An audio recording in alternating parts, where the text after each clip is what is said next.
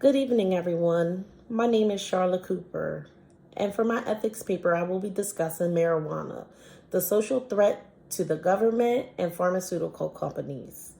I chose this topic because I currently have my medical marijuana card, and the benefits that it has to offer are wonderful. In 2017, I tore my rotator cuff while at work. My doctor would prescribe me lots of narcotics and other medications. I've never been the one to take pills like that.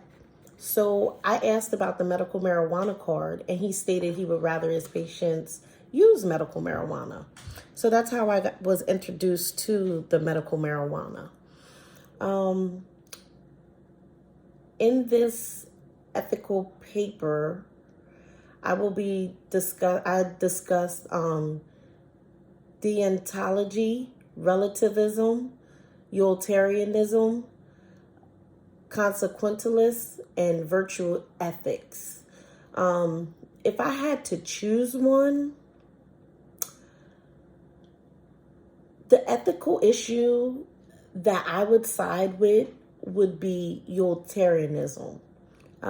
This ethical approach chooses the action that generates the best result for the large number of people.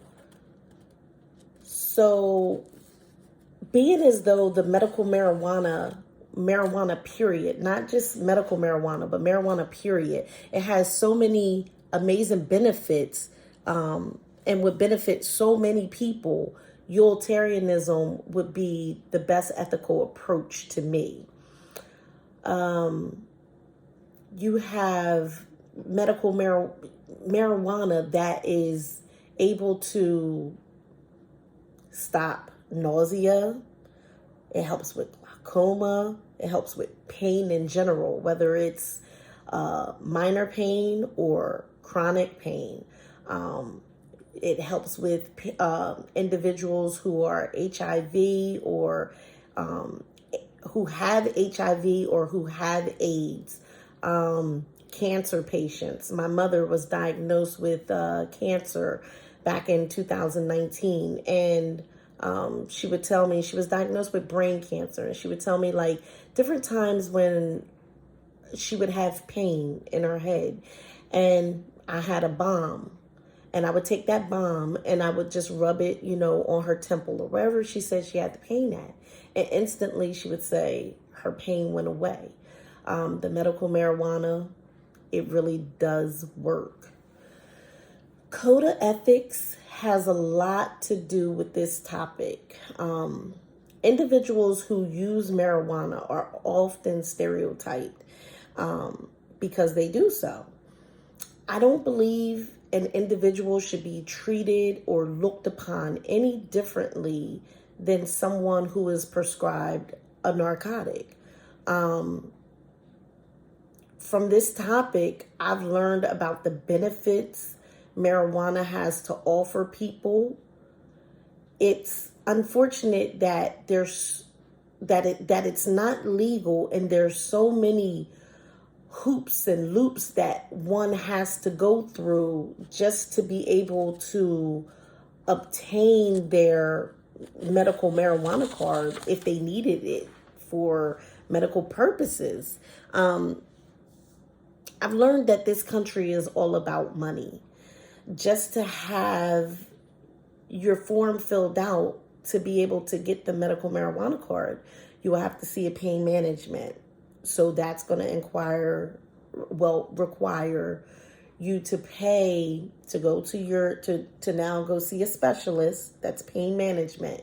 You'll have to treat with them for 6 months before they will even consider filling out your forms for a medical marijuana card.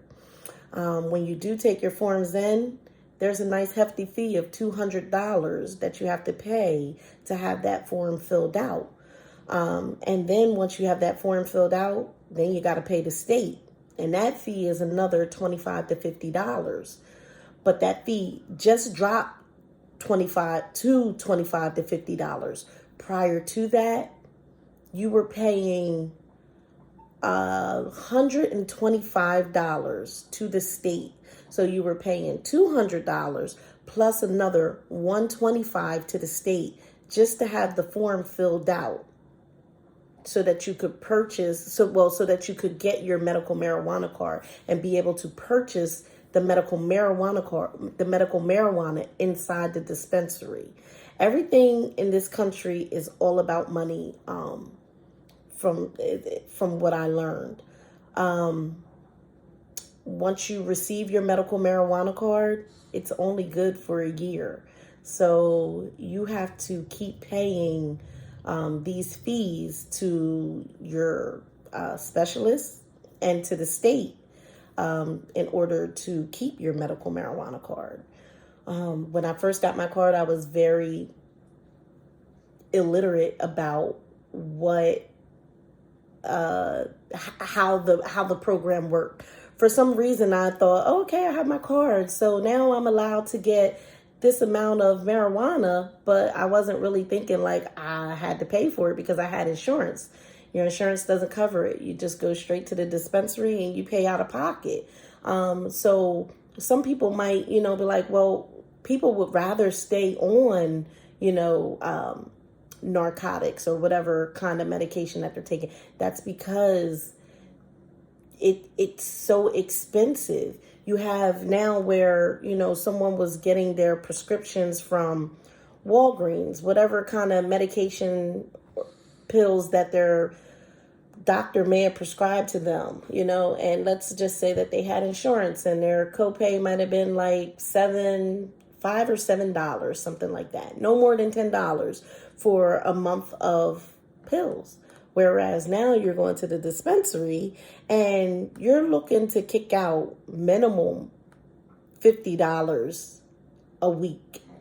So now you're paying $50 a week, whereas before you were paying $10 a month. So that's just some notes that I, gathered while I was doing my research paper. I hope that this paper was very informative to everyone. Thank you for your time, and everyone have a good night. Thanks again. Bye.